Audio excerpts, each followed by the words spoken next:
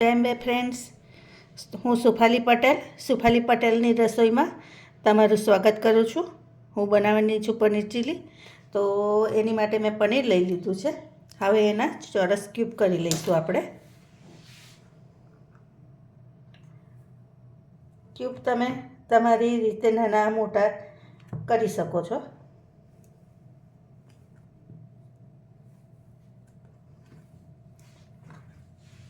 આ સાઈઝમાં મેં રાખ્યા છે.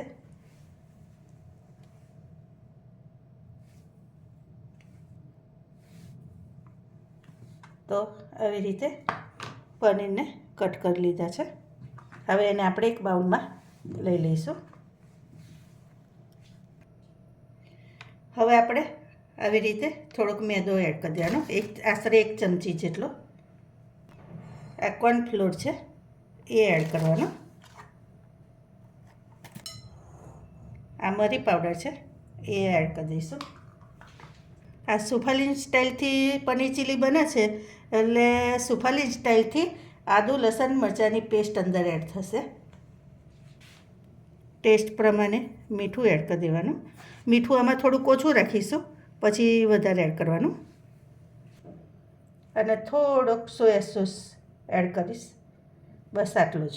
અત્યારે આટલો એડ કરીશ, પછી બીજું એડ કરીશ. હવે આ બધું આપણે મિક્સ કરી દેવાનું હલકા હલકા હાથે.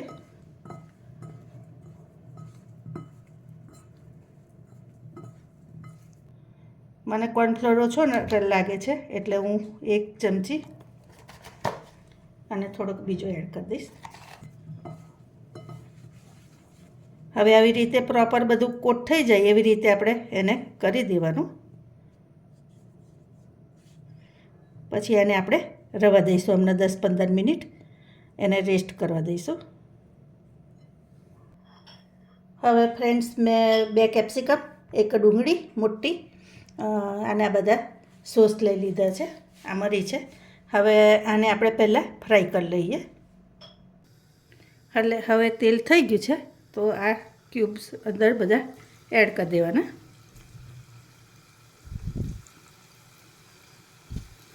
તમે બેટર બનાવીને અંદર ડીપ કરીને પણ કરી શકો, અને આવી રીતે કરવું હોય તો પણ કરી શકો. બંને મેથડથી સરસ થાય છે.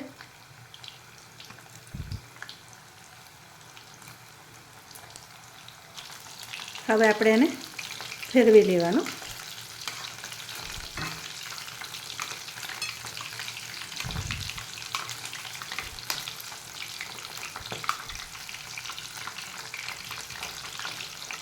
મીડિયમ તાપે જ આને થવા દેવાનું.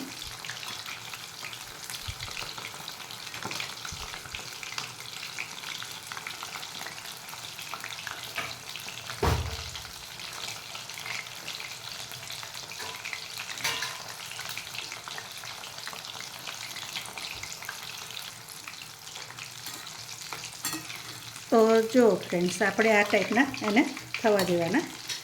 હવે એને હું લઈ લઈશ બહાર.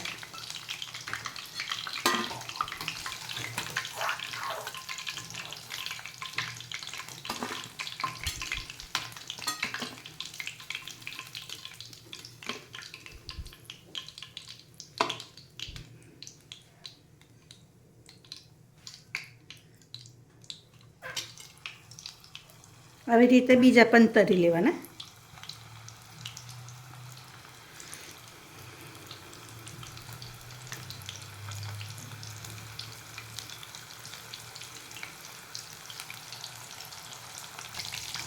હવે આ પણ થઈ ગયા છે, એને પણ આપણે પ્લેટમાં લઈ લઈશું.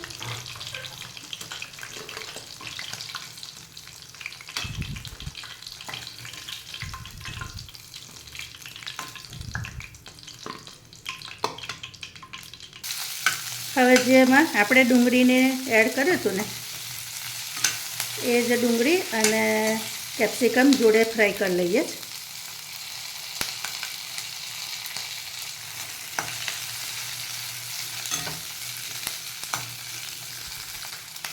આને આપણે અધકચરા થવા દેવાના.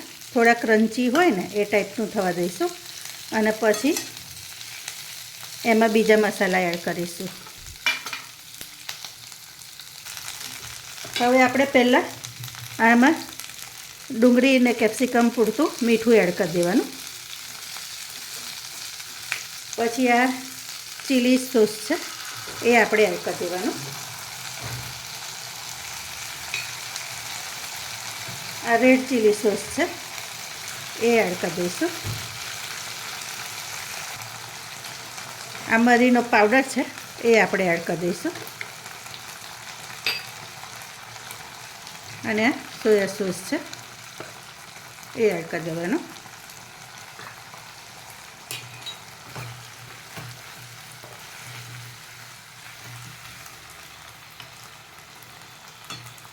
અને ગળચટ્ટો ટેસ્ટ આપવા માટે આ કેચઅપ છે એ એડ કરી દેવાનો.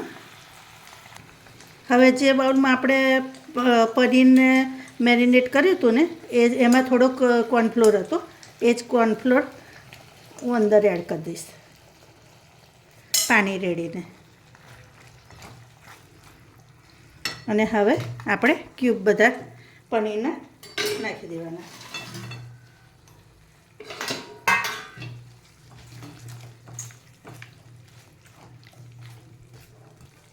હવે પનીર ચીલીનો કલર મારે રેડ લાવવો છે એટલે આ લાલ મરચું છે કલરવાળું એ એડ કરીશ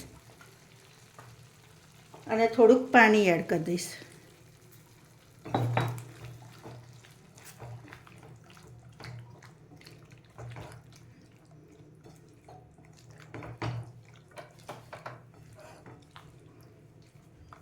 તો હવે જો હું તમને નજીકથી બતાવું, સેવ પનીર ચીલીનો ટેસ્ટ આવશે.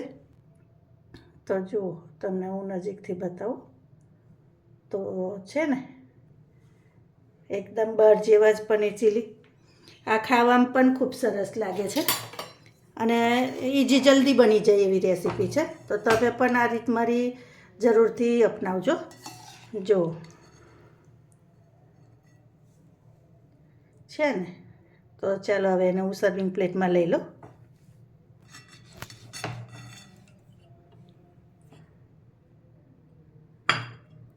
તો જુઓ છે ને એકદમ બહાર જેવા છે.